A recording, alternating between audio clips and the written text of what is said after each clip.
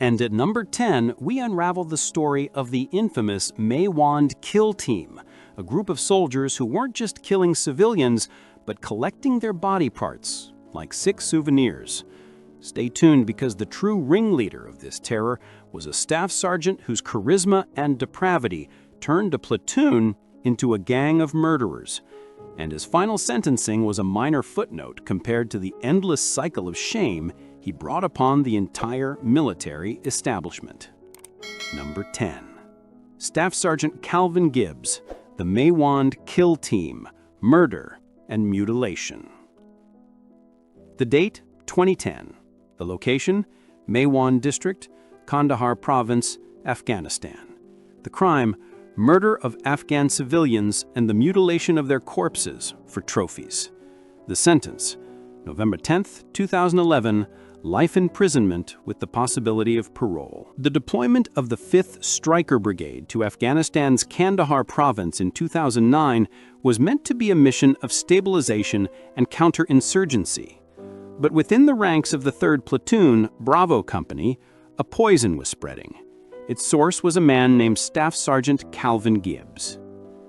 Gibbs was an imposing figure, heavily built and possessed of a dark, magnetic authority. He had the confidence of a seasoned veteran, and to the younger, more impressionable soldiers, his word became law. He wasn't just a leader, he was a cult of personality, and his personality was obsessed with death. Gibbs arrived in Afghanistan in late 2009 and immediately began to boast about his past, claiming he'd gotten away with murder in Iraq by labeling the killings as combat kills. This wasn't just talk. It was a blueprint for action. He started carrying finger bones from a past deployment, using them as macabre props to sow a twisted idea that the rules of war didn't apply here, and that the only true victory was one celebrated with a trophy. He introduced what he called a warrior test. The test was simple: kill an unarmed Afghan civilian and get away with it. The first known act of the kill team came on January 15, 2010. Gibbs and 2 other soldiers, Private First Class Andrew Holmes and Specialist Jeremy Morlock, coerced an unarmed Afghan farmer named Gul Muddin into a ditch. They then threw a grenade near him and shot him, staging the scene to look like Muddin had been an insurgent preparing an attack. The second victim, a young cleric named Merak Aga, met a similar brutal end. Then came the third, a teenage boy named Sarwar John. The patterns were identical: draw out an unarmed civilian, manufacture a threat, and execute them. But the act of killing was not enough for Gibbs. The sickening twist in this chapter of Betrayal was the mutilation. After the killings, the soldiers would pose with the bodies, often carving off fingers, teeth, or other parts to keep as souvenirs or trophies. The investigation was not triggered by the military hierarchy, but by a disgusted soldier within the platoon, Specialist Adam Winfield. Winfield, overwhelmed with guilt and fear, desperately tried to get his father back home to report the activities. This plea was the first breadcrumb in a trail of horror. The military police finally stepped in, initially investigating the platoon for drug use, but the trail quickly led to something far worse than narcotics. When investigators searched the soldiers' personal belongings, they found the evidence: the gruesome, irrefutable trophies. The fallout and the trial. The revelation of the Maywand Kill-Team sent shockwaves through the Pentagon. This wasn't simply an act of soldiers going rogue, it was a premeditated, cynical series of murders rooted in a culture of depravity fostered by a senior NCO. The resulting trials were a grueling exercise in military justice. Specialist Jeremy Morlock was the first to accept a plea deal, turning state witness against Gibbs. He received 24 years after detailing the premeditation and the trophy collection. Private First Class Andrew Holmes received 7 years. Specialist Adam Winfield, the soldier who first reported the crimes, was initially convicted because he participated in one of the staged killings out of fear, receiving 3 years. His participation remains a tragic consequence of the authority bias and peer pressure Gibbs wielded. But the target of the prosecution's fury was Gibbs. The prosecution painted him as the cold-blooded architect of the violence. During his court-martial, the evidence was laid bare. Photographs of soldiers holding severed fingers, teeth extracted from corpses, and chilling testimonies of how Gibbs had orchestrated the staging of the murder scenes. On November 10, 2011, Staff Sergeant Calvin Gibbs was sentenced to life in prison with the possibility of parole after 10 years and a dishonorable discharge. The court-martial found him guilty of 15 criminal counts, including 3 specifications of murder. The legacy. The Maywand Kill-Team was not just a crime, it was a strategic disaster. It fueled insurgent propaganda, severely damaged U.S.-Afghan relations, and confirmed the darkest suspicions about the abuse of power. The trial brought a measure of justice, but it couldn't erase the shame or repair the international damage caused by a handful of men who traded their honor for a horrific, worthless collection of body parts. The betrayal of Gibbs was born from ideology and rage. But what happens when the betrayal is driven purely for profit? Next, we follow the dark journey of a decorated former U.S. soldier who used his elite skills not for counterterrorism, but for contract killing, turning into a global hitman for hire. This expatriate mercenary traveled the world, executing targets for drug cartels and global criminals until his luck finally ran out in a deadly sting operation. Stay tuned for the shocking international story of Joseph Hunter and the ultimate commodification of violence. Number 9. Naser Jason Abdo, the Fort Hood Massacre Plot, Domestic Terrorism. The date, July 2011. The location, Killeen, Texas, near Fort Hood Army Base. The crime, plotting a mass shooting and bombing attack against fellow U.S. soldiers. The sentence, August 10, 2012, dual consecutive life sentences plus 60 years. Fort Hood, Texas is one of the largest U.S. military installations in the world. It is the definition of domestic security, a hub for thousands of dedicated service members and their families. But in the summer of 2011, it was almost the site of a disaster engineered by one of its own. Naser Jason Abdo was a young private first class who, on the surface, looked like any other soldier. But beneath the uniform, his mind was a whirlwind of rage and radical ideology. He had joined the army but soon developed what he termed religious objections to serving in the U.S. military, specifically against the wars in Iraq and Afghanistan. He filed for conscientious objector status, claiming that participating in the wars was against his faith. However, his objections were not about peace, they were about violence. His anti-war stance quickly mutated into a radical extremist ideology. He went AWOL, absent without leave, from Fort Campbell, Kentucky in July 2011, taking a taxi to Texas, drawn to the sheer volume of military personnel at Fort Hood. His plan was meticulously chilling. He sought to replicate the deadly mass shooting that had occurred at Fort Hood in 2009 by Major Nadal Hassan, but with an added, terrifying industrial twist. Abdo's goal was a massacre. He went to a gun shop in Killeen, Texas, and purchased large amounts of smokeless gunpowder, shotgun shells, and shrapnel materials. His intent was to manufacture improvised explosive devices, EIDs, that he would detonate in a crowded soldier eating establishment, followed by a shooting spree to kill any survivors. The specific target was a restaurant frequented by Fort Hood troops. He even stole a uniform shirt to blend in during his final reconnaissance. But Abdo's plot was stopped not by sophisticated counterintelligence, but by the sharp observation of a civilian gun store owner. When Abdo purchased the suspicious materials, the owner noticed his agitated demeanor and the highly unusual combination of components he was buying. The owner, acting on a gut feeling and years of experience, called the local police. Killeen police officers quickly tracked Abdo to a local motel. the Town Place Suites. On July 27, 2011, officers entered his room. What they found was a terrifying portrait of imminent violence, instructions on how to build the explosive devices, loose ammunition, shrapnel, and the components for the bombs, a stolen uniform ready for his disguise, a written justification for his actions, confirming his radical motives and his desire to punish the U.S. military for its foreign wars. The trial and confession. Abdo was arrested and the evidence was overwhelming. He made little attempt to deny his intentions, seeing his plot as a necessary political and religious act.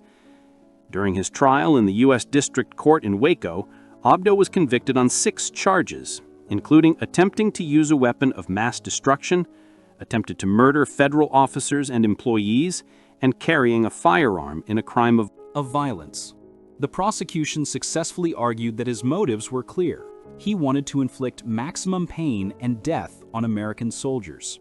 On August 10, 2012, the judge delivered a harsh verdict, sentencing Abdo to dual consecutive life sentences plus 60 years, a sentence designed to ensure he would never pose a threat again. The legacy. Abdo's case was a grim reminder that the internal threat was just as real as any external enemy. Unlike the battlefield atrocities in the Middle East, Abdo's violence was aimed squarely at his own peers on U.S. soil. It forced the military and federal law enforcement to reevaluate how quickly and how deeply radicalization could take hold within the ranks. His plot, thankfully, was stopped by the simple vigilance of a civilian, reminding us that the line between order and chaos is often guarded by the unexpected eyes of the community. The betrayal of Abdo was born from ideology and rage. But what happens when the betrayal is driven purely for profit? Next, we follow the dark journey of a decorated former U.S. soldier who used his elite skills not for counterterrorism, but for contract killing, turning into a global hitman for hire. This expatriate mercenary traveled the world, executing targets for drug cartels and global criminals, until his luck finally ran out in a deadly sting operation. Stay tuned for the shocking international story of Joseph Hunter and the ultimate commodification of violence. Number 8. Joseph Hunter, the global mercenary, contract killing and murder for hire. The date, 2013, arrest. The location, global, Thailand, Philippines, Liberia. The crime, leading an international murder-for-hire conspiracy for a drug cartel. The sentence, March 2019, life imprisonment. Joseph Hunter was the ultimate soldier. A former U.S. Army sergeant, he was an expert in tactics, weapons, and jungle warfare. He was part of the elite 82nd Airborne Division, and his service resume was impressive. He represented the pinnacle of U.S. military training. But when Hunter left the service, he didn't seek a quiet life. He saw his military training not as a vocation, but as a highly valuable, highly lethal skill set, one that could be sold to the highest bidder on the international criminal market. Hunter, known by the codename Rambo, established himself as the leader of a high-end international mercenary ring. His clients were not governments. They were global drug cartels and criminal organizations looking for reliable, discreet, and ruthless killers who could operate across borders. His operation was a betrayal of everything the uniform stood for. It was the complete commodification of his military training. The U.S. Drug Enforcement Administration, DEA, became aware of Hunter in 2013 when they were conducting an operation targeting the global drug trade. The DEA was closing in on a sophisticated Thai-based drug organization. They soon realized this cartel was protected by a network of ex-military professionals led by a former American soldier. The DEA launched a complex, high-stakes sting operation. Undercover DEA agents posing as Colombian drug traffickers met with Hunter in several international locations, including Thailand. The client asked Hunter to provide a security and enforcement team to protect a shipment of cocaine. Hunter readily agreed, bringing on a team of international former military specialists, a German sniper, a Polish veteran, and several others. The plot soon escalated to murder. The undercover agents posed a deadly scenario. They needed 2 people, a DEA agent and a ship captain, killed in Liberia to clear the way for a drug shipment. Hunter, without hesitation, took the contract. He detailed his plan, discussing how his team would execute the killings, how they would dispose of the bodies, and how they would ensure the operation was untraceable. Hunter was quoted telling the undercover agents that his team could provide security and muscle, and that "we can kill who you want us to kill." The key meeting that sealed his fate took place in a remote area in Thailand. Hunter and his team were paid for the hit and immediately began making plans to deploy to Liberia to carry out the contract killings. The arrest and sentencing. The sting was sprung as the plotters were preparing to execute the plan. Hunter was arrested in Thailand and quickly extradited to the United States to face federal charges. His team members were also arrested across different countries. In the ensuing trial, the evidence from the sting operation, the recorded conversations, the planning, and the payment was irrefutable. Hunter was not just charged with conspiracy, he was charged with conspiracy to commit murder for hire and conspiracy to import narcotics. The prosecution argued that Hunter had turned his military service into a deadly criminal enterprise. In 2019, Joseph Hunter received the sentence demanded by the severity of his betrayal: life imprisonment. The legacy. Joseph Hunter's case revealed the dark underworld of post-military life, where specialized skills can be weaponized for private gain. He led a network of global killers, proving that the most efficient mercenaries are often those trained by the world's most powerful militaries. His convictions sent a clear message: the U.S. government will pursue and neutralize those who sell their training to criminal enterprises, no matter where they hide in the world. Hunter's crime was driven by greed, a calculated choice made after leaving the service. But the darkness sometimes erupts much closer to home, within the domestic sphere, turning a soldier's living quarters into a scene of unspeakable domestic horror. Next, we turn to the tragic story of Sergeant First Class Joseph A. Santiago, whose rage consumed his honor and led to murder the person he had vowed to cherish forever, his own wife. The details of the cover-up and the eventual confession are shocking. If you're finding this documentary compelling, please hit that subscribe button now and let us know what part of the world you're watching from in the comments. Number 7. Sergeant First Class Joseph A. Santiago. The wife murder. Domestic homicide. The date: 2021, discovery of body. The location: Fort Campbell, Kentucky, Tennessee, U.S. Army base. The crime: murder of his wife, Megan Santiago, and the subsequent cover-up. The sentence: August 1st, 2023, life imprisonment with the possibility of parole, dishonorable discharge. The life of a military family requires immense resilience. Fort Campbell, a large Army installation straddling the Kentucky-Tennessee border, is home to thousands of soldiers and their spouses, all bonded by the unique challenges of service life. It was here that Sergeant First Class Joseph Santiago lived with his wife Megan and their children. Santiago was a highly decorated soldier, an infantryman who had been deployed multiple times. On the outside, he was a model service member, but inside the home, the tension between him and Megan was escalating, heading toward an inevitable, terrible break. In July 2021, Megan Santiago vanished. Joseph Santiago quickly moved to control the narrative. He filed a missing person report telling investigators a fabricated story that Megan had simply walked away from their marriage and their children, possibly driven by mental health struggles. The story was manipulative and calculated, leveraging common stereotypes about stressed military spouses to deflect suspicion. For 2 years, the case went cold, classified as a missing person. Joseph Santiago was the grieving husband, left to raise the children alone. But the police, particularly the Army's Criminal Investigation Division, CID, and local law enforcement, refused to let the case die. Megan's family and friends insisted that she would never abandon her children. Their voices kept the investigation alive, forcing the authorities to look past Santiago's narrative. Investigators began to focus on discrepancies in Santiago's story. they revisited the home, looked into his financial movements, and, most critically, began to analyze cell phone data and digital footprints. The digital evidence provided the first devastating crack in Santiago's armor. It proved that on the night of Megan's disappearance, Santiago's phone, which he claimed was idle, was active in unexpected locations. Most damningly, his phone pinged off a tower near a remote, heavily wooded area near the base, a location completely inconsistent with his story of his wife merely leaving the house. Confronted with the overwhelming digital evidence, the facade crumbled. Santiago confessed. He admitted that he and Megan had gotten into a final, violent argument. In a moment of uncontrolled rage, he had murdered her. He then detailed the cold, calculated act of disposal. He drove her body to a remote location off the base and buried her in a shallow grave in the woods, hoping the earth would keep his dark secret forever.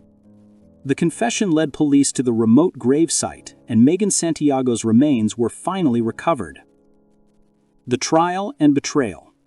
The trial, held in a civilian court due to the nature of the crime, was emotionally wrenching.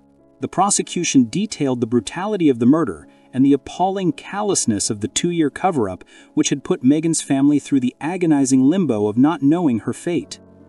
The fact that Santiago was a highly trained soldier, a man sworn to protect, made the betrayal of his marriage vows and his uniform even more profound. On August 1, 2023, Santiago was convicted and sentenced to life in prison with the possibility of parole. Crucially, the U.S. Army followed through with its own consequence, a dishonorable discharge, stripping him of his rank, his service honors, and his military identity. The legacy. The murder of Megan Santiago was a stark reminder that the epidemic of domestic violence does not stop at the gates of a military base. It highlighted the devastating reality of internal violence within the highly stressed environment of military family life. Joseph Santiago's story is a tragedy of domestic betrayal, where a soldier's honor was shed not on a battlefield, but in the dark privacy of his own home. Santiago's violence was against his own family, a personal tragedy made public. But the psychological strain of service can sometimes explode outward, randomly and without warning, in a terrifying burst of violence against civilian authority. Next, we travel to Alabama, where an act of domestic disturbance rapidly escalated into a full-blown confrontation, leading to the murder of an innocent police officer by a troubled former soldier. Who was Grady Wayne Wilkes, and what desperate chain of events led him to turn his training against the local law? That story and the final chilling moments of his violent rampage is coming up at number 6. Do you think the military does enough to support soldiers transitioning back to civilian life? Comment your thoughts below. Number 6. Grady Wayne Wilkes, the Alabama officer killing. Post-service rage. The date, December 2018. The location, Auburn, Alabama. The crime, murder of Auburn police officer William Bill Buechner during a domestic disturbance call. The sentence, August 18, 2023. Life imprisonment without parole. The transition from military life back to civilian existence is often fraught with difficulty. For some, the discipline, the structured environment, and the sense of mission are stripped away, leaving behind a raw, unmanaged sense of purpose. This psychological rupture proved fatal in Auburn, Alabama, because of a former soldier named Grady Wayne Wilkes. Wilkes was a former member of the U.S. Army National Guard. He had served and was trained, but his post-service life was characterized by instability and volatility. The night December 30th, 2018 began as a routine call for the Auburn Police Department. A domestic disturbance was reported at a mobile home park on South College Street. Officer William Bill Buechner was one of the officers who responded. Buechner was a well-respected veteran officer, known for his calm, measured approach to confrontations. When the officers arrived, they found Wilkes involved in a heated, violent domestic dispute. As they attempted to intervene, Wilkes immediately turned his rage and his military training on the officers. The confrontation escalated in a horrifying flash of violence. Wilkes, utilizing the combat skills he had acquired, pulled out a weapon and opened fire on the 3 responding officers. The shooting and manhunt. The sheer speed and intensity of the attack were overwhelming. Officer Buechner was hit multiple times, critically wounded. 2 other officers, Webb Sistrunk and Evan Elliott, were also shot and injured. The shooter, Grady Wayne Wilkes, then fled the scene into the dense darkness of the Alabama night, initiating an immediate, massive manhunt. The scene was pure chaos. A quiet suburban night instantly transformed into a desperate search for an armed, trained man who had just shot 3 police officers. Officer Buechner, the most severely wounded, was rushed to the hospital but succumbed to his injuries. He had been murdered simply for doing his job. The hunt for Wilkes lasted for hours. Local, state, and federal law enforcement agencies descended on Auburn using helicopters, tracking dogs, and thermal imaging. They knew they were hunting a man who was trained to survive and evade.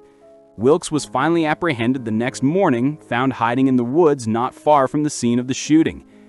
The trial focused heavily on the premeditation and the use of the soldier's skills against law enforcement. The defense attempted to argue for leniency, pointing to potential mental health issues or post-traumatic stress, but the prosecution successfully argued that Wilkes' actions were a deliberate, cold-blooded ambush that resulted in the murder of a dedicated public servant. The fact that he was trained to be disciplined and lethal became an aggravating factor, not a mitigating one. On August 18, 2023, after years of legal maneuvering, Grady Wayne Wilkes was convicted and sentenced to life imprisonment without parole. Wilkes' story is a devastating look at how deep personal issues, when compounded by the intensity of military experience, can manifest in catastrophic violence. He did not kill on foreign soil or in the confines of a base. He killed an American police officer on an American street. His sentence ensures that the betrayal of the uniform for violence against the community will result in the severest possible punishment. The violence of Grady Wayne Wilkes was a sudden, terrible snap. But sometimes the darkness starts on the battlefield, not in a moment of panic, but in a cold, systematic execution of bound, helpless prisoners. Next, we journey back to the Iraq War, where First Sergeant John Hatley and his men were convicted in a chilling case of execution-style killings that violated every law of war. What twisted logic allowed these high-ranking soldiers to execute defenseless detainees? And who spoke up to finally break the silence? Stay tuned, because the testimony that brought Hatley down came from the last person anyone expected, and it exposes a dark hierarchy of command. That story, which shook the highest echelons of the U.S. military, is coming up at number 5. Where are you watching from? Comment below and let us know. Number 5. John Hatley, First Sergeant. The execution of detainees. War crimes. The date, spring 2007. The location, Mir Samara, Iraq. The crime, execution-style killings of 4 bound and blindfolded Iraqi detainees. The sentence, mid-April 2009, life imprisonment. In the spring of 2007, the war in Iraq was at its most grinding, confusing, and brutal phase. The U.S. Army was battling a persistent and elusive insurgency.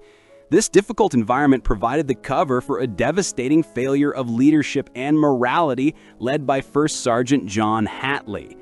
Hatley was a respected, high-ranking soldier with significant experience. He was a non-commissioned officer whose job was to enforce discipline and lead by example. But in the barren terrain near Samara, Hatley decided that the rules of war were merely suggestions, and he convinced his subordinates to follow him down a path of profound war crimes. The core of the crime revolved around 4 unidentified Iraqi men who were detained by Hatley's unit, members of the 1st Battalion 1/8th Infantry. The men were considered security threats, but critically, they were under the unit's control.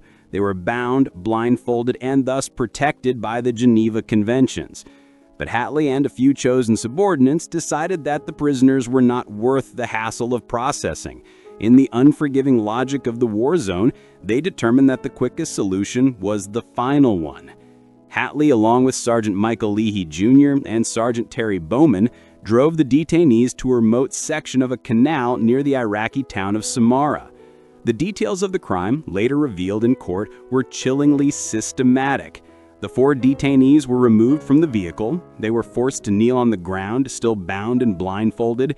Hatley and his men then executed them at close range. The bodies were pushed into the canal to be swept away in a cynical attempt to erase the evidence. The soldiers then returned to base, going about their duties as if nothing had happened. They committed to a pact of silence, betting that the vast, messy fog of war would swallow the truth. For months, the silence held, but the weight of the crime was too heavy for some of the participants. The entire conspiracy was eventually brought to light not by an Iraqi government complaint, but by the conscience of an enlisted soldier who was complicit in the cover-up. Specialist Stephen Rebordi broke the silence. He confessed to investigators that he had helped dispose of the execution weapons and had kept silent out of fear. His testimony, detailed and corroborated, exposed the entire chain of command involved in the war crime. The revelation led to a massive military investigation and subsequent court-martials. The U.S. military took the case very seriously, as the execution of bound detainees strikes at the very heart of the laws of armed conflict. Hatley, as the senior-most NCO, was the primary target. The court-martial proceedings in Fort Carson, Colorado were devastating.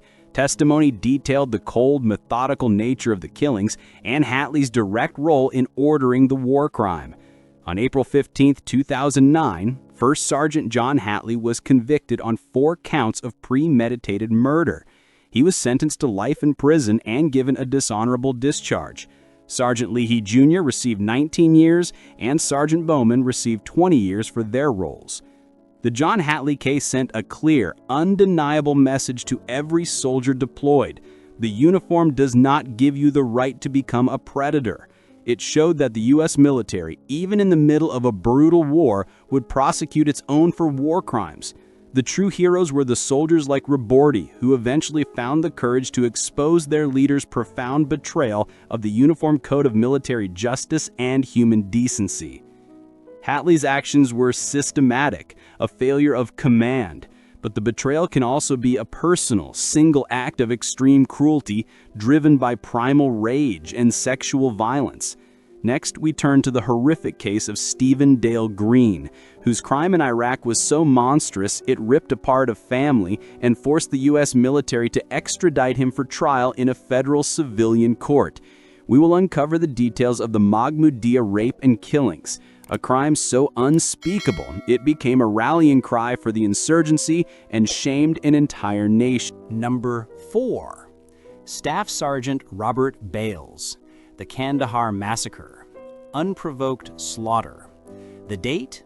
March 11th, 2012. The location? Panjwai District, Kandahar Province, Afghanistan.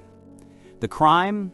Murder of 16 unarmed Afghan civilians, including 9 children, during a pre-dawn rampage. The sentence? August 23, 2013. Life imprisonment without parole. In the history of U.S. military misconduct, few single events carry the tragic weight and diplomatic fallout of the Kandahar Massacre. The perpetrator was Staff Sergeant Robert Bales, a highly decorated 38-year-old veteran of the U.S. Army's 2nd Stryker Brigade. Bales was on his 4th combat tour, a veteran of both Iraq and Afghanistan. But by early 2012, the psychological strain of endless war, coupled with mounting personal and financial stress, had brought him to a catastrophic breaking point. Bales was stationed at Camp Belambay, a small isolated outpost in the volatile Panjwai district of Kandahar. In the early hours of March 11, 2012, the quiet of the night was shattered by an unimaginable act of violence. Bales, armed with his M4 rifle and a 9mm pistol, slipped out of the forward operating base. He proceeded to walk to 2 nearby compounds in the villages of Balandi and Al-Khozai. His target was not the Taliban. It was the sleeping, defenseless population of 2 villages.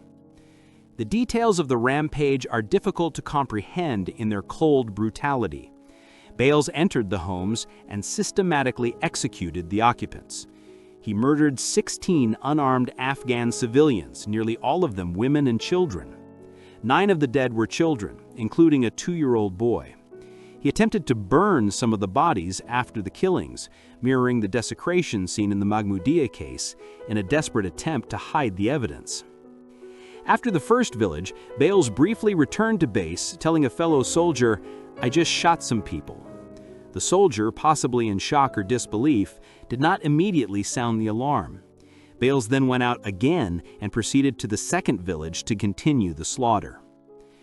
The apprehension and confession. Bales eventually returned to the base and surrendered.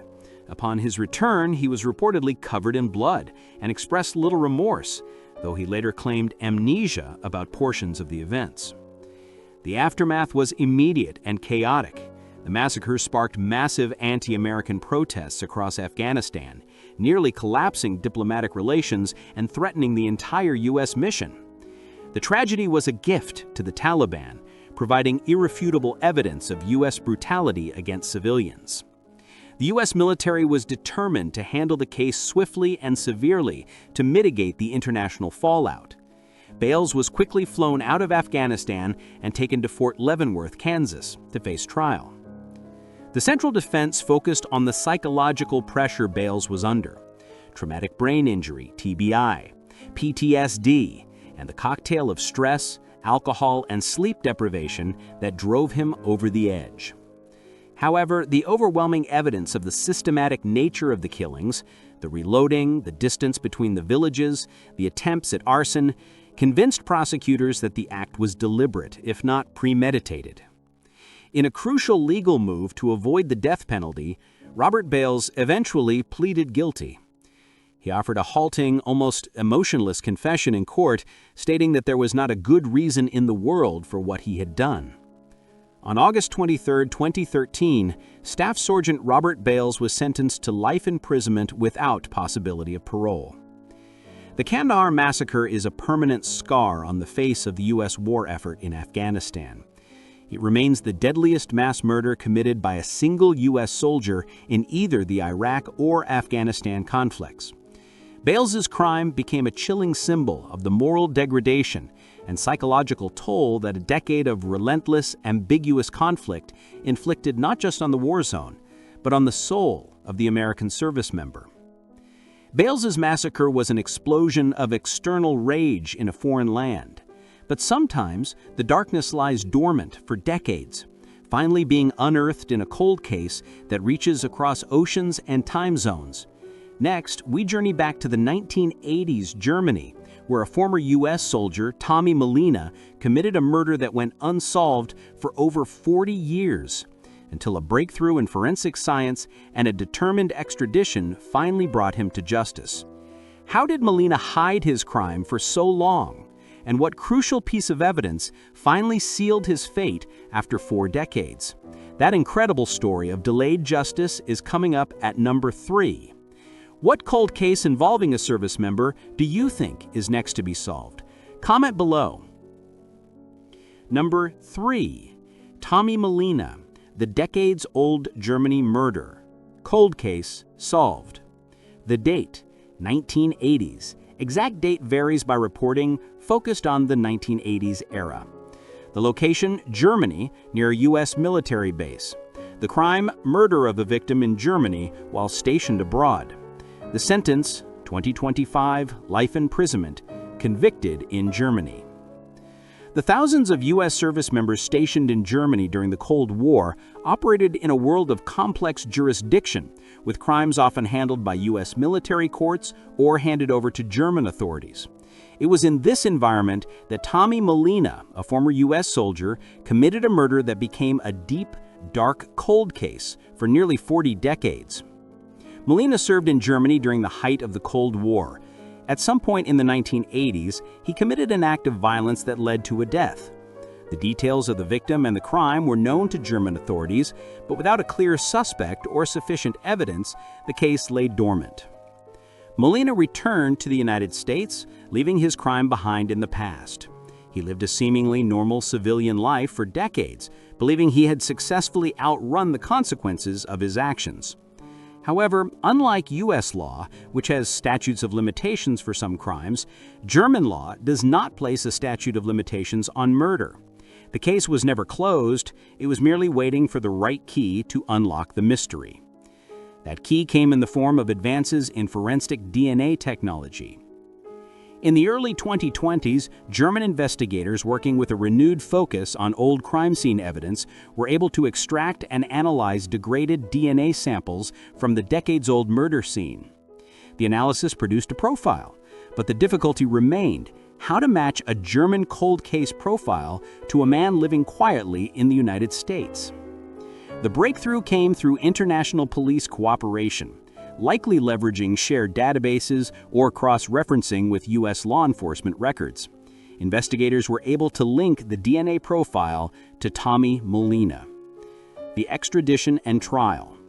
Molina was tracked down living in the United States, and in a complex but successful effort, the U.S. Department of Justice worked with German authorities to secure his arrest and extradition back to Germany to face trial. The extradition itself was a monumental victory for the principle of enduring justice, signaling that former service members could not use distance and time to escape accountability for crimes committed abroad. The trial was held in a German court. The evidence was presented by German prosecutors, relying heavily on the advanced DNA matching and forensic evidence that had been meticulously preserved for over 40 years. Molina was convicted. In 2025, Tommy Molina was sentenced to life imprisonment by the German court. Tommy Molina's story is a powerful testament to the relentless nature of justice, especially in international cases. It proves that the uniform's protection does not extend to escaping accountability, and that advanced forensics can dismantle the strongest wall of silence built by time. His case provides a chilling conclusion for every former service member who believes their past secrets are safe. The world is getting smaller, and the evidence never truly dies. Molina ran from a crime committed in a foreign country, but our final, darkest story involves a soldier who betrayed his oath and his comrade right on the home front. A senseless, brutal stabbing of a fellow service member at Fort Stewart. Next, we uncover the story of Byron Booker, a crime driven by a petty dispute that ended in the horrific murder of a man he was supposed to stand shoulder to shoulder with.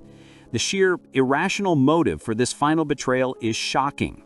That tragic conclusion and our final lessons learned from this countdown are coming up now. Did you know a crime could be pursued for so long after a soldier left the service? Comment your biggest takeaway from this list below and subscribe to close the loop on this dark countdown. Number 2. Byron Booker, the Fort Stewart Comrade Murder, Betrayal of a Peer. The date, July 12, 2021.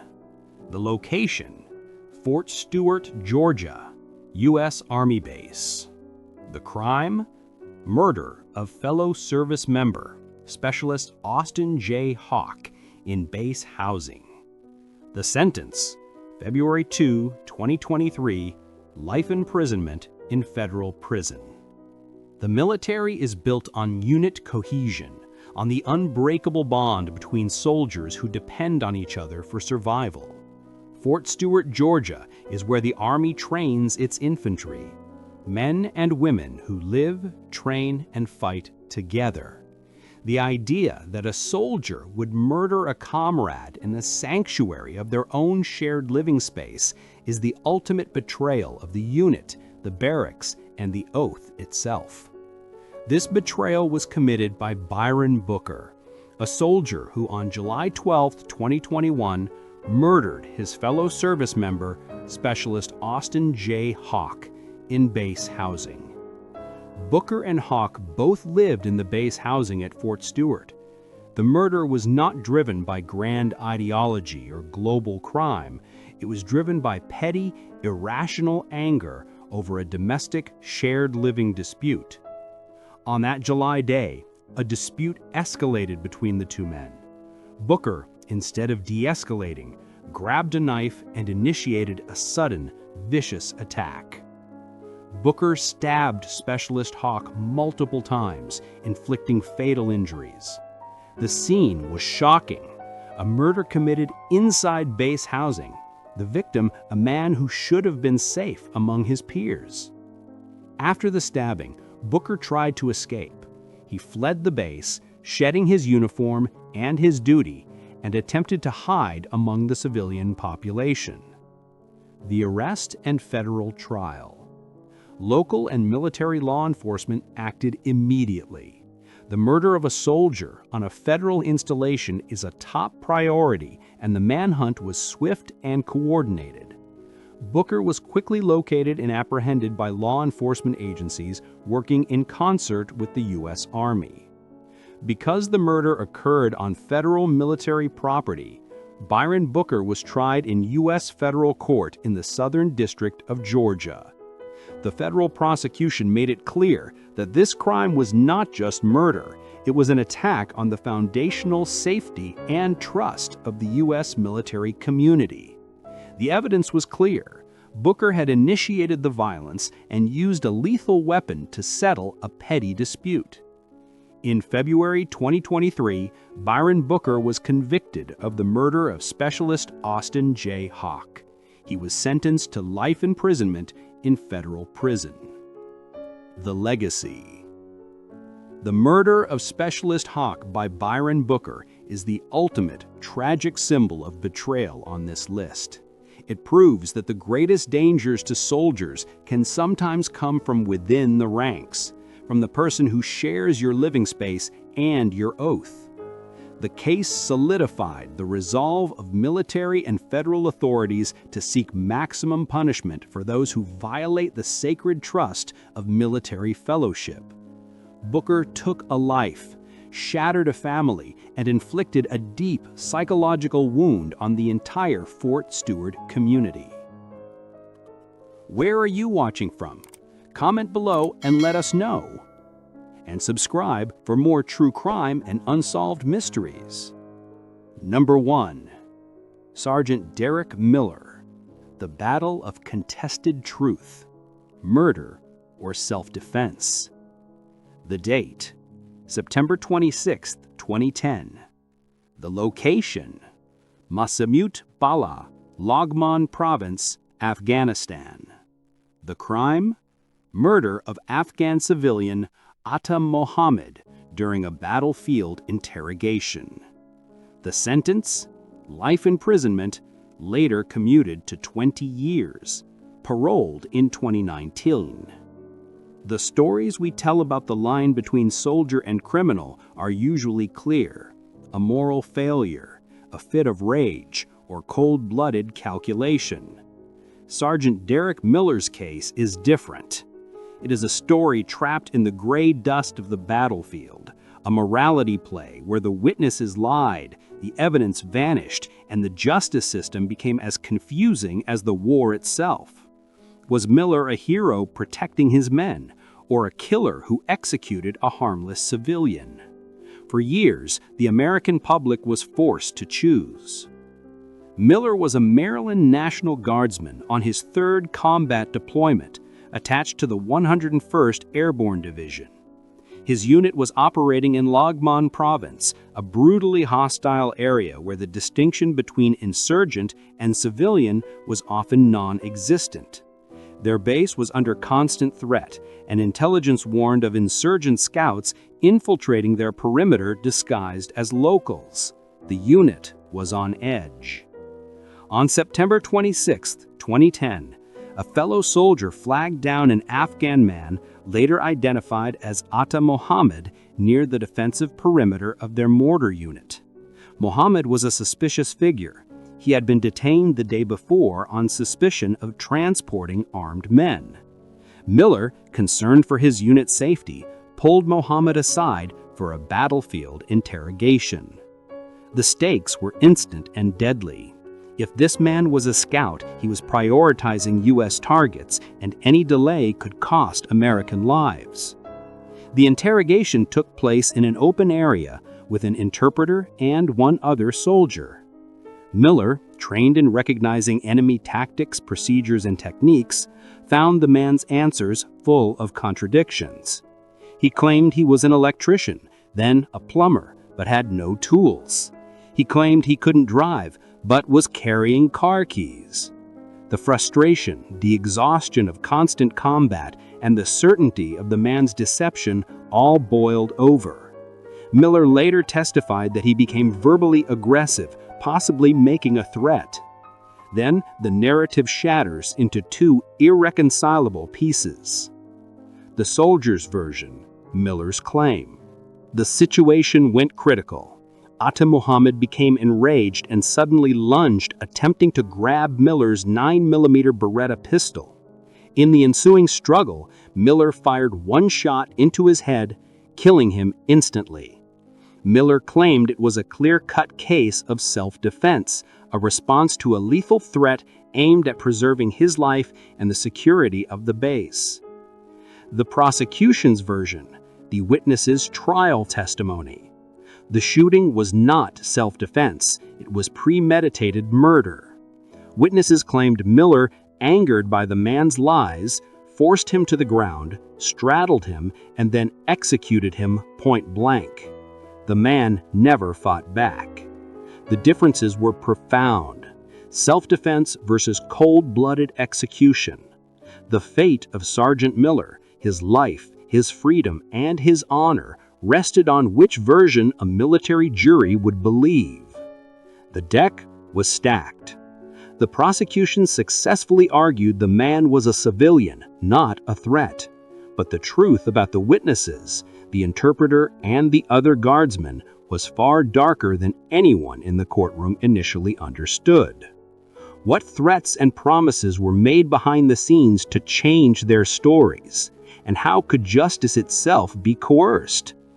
The staggering truth about the men who testified against Miller is what saved him years later from spending his life in prison. Where are you watching from? Comment below and let us know your perspective. The key to Miller's conviction lay with two men.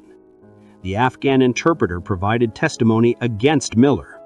Later, his supporters argued that the interpreter, who was seeking asylum and a path to American citizenship, was incentivized to provide testimony that pleased the military prosecutors. More devastating was the testimony of the other guardsman present. He initially provided a sworn statement corroborating Miller's story that there was a struggle and the shot was fired during the fight. Yet at the trial, the soldier changed his story entirely, claiming there was no struggle and that Miller simply executed the man. Why the change? Miller's advocates later asserted the soldier had been threatened by investigators with being charged as an accessory to murder and that his release from the National Guard and his planned honeymoon would be canceled. A military jury, relying on the revised eyewitness accounts, and under intense pressure to demonstrate accountability for civilian deaths in Afghanistan, found Miller guilty of premeditated murder in July 2011. He was sentenced to the mandatory minimum, life imprisonment with the possibility of parole. He was sent to Fort Leavenworth, the disciplinary barracks, a highly decorated NCO now labeled a war criminal. But the verdict did not close the loop. It opened a ferocious, years-long political and legal battle. Miller's case became a rallying point, symbolizing what many argued was the unfair prosecution of combat veterans in confusing war zone situations.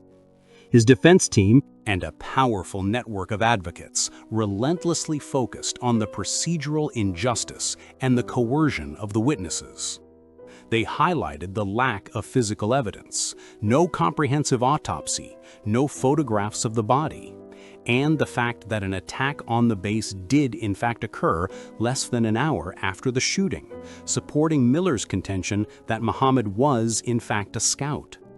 The argument was simple. Even if the court-martial rejected self-defense, the facts did not support premeditated murder. They supported a lesser charge, like voluntary manslaughter, which carries a much lighter sentence.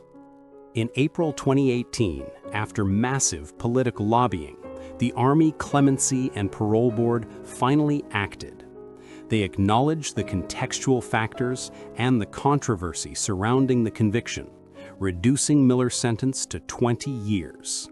This single decision made him immediately eligible for parole. After a parole hearing in early 2019, Derrick Miller was granted parole and walked free on May 20, 2019, having served 8 years in prison. The legacy of doubt. Sergeant Derrick Miller's case is a painful final example in this countdown, not because his guilt is certain, but because the truth remains permanently obscured. He was convicted as a premeditated killer, but released under the cloud of coerced testimony. His fate was dictated not just by a bullet in Afghanistan, but by the pressure on men to lie in a courtroom in America. The story highlights the ultimate moral decay of endless war. The betrayal here was threefold. The soldier betrayed his oath, if he murdered. The justice system betrayed its duty, if it coerced witnesses. And the witnesses betrayed the truth itself. For the American military, the Miller case became a lasting lesson in the danger of over-prosecuting soldiers who face impossible, split-second decisions in the face of an invisible enemy. The price of the uniform betrayed. We have traveled through a dark history, from the high-stakes war crimes of Robert Bales and Calvin Gibbs to the cold domestic horror of Joseph Santiago and the final intimate betrayal of Byron Booker. These 10 men, entrusted with the uniform, the training, and the authority of the U.S. government, each chose to weaponize their power for rage, greed, or malice. Their sentences, unending prison terms, dishonorable discharges, and international condemnation, represent the price of that choice. Their stories are not meant to glorify the crime, but to serve as a stark warning. The honor of the uniform is a fragile thing. When it is betrayed, the darkness unleashed can shatter lives, crumble international relations, and demand a lifetime of justice to rectify. The military cannot screen out all evil, but when these men stepped across the line, the system, however slowly, tracked them down, proving that for those who commit the ultimate betrayal, there is no place to hide and no statute of limitations on the truth.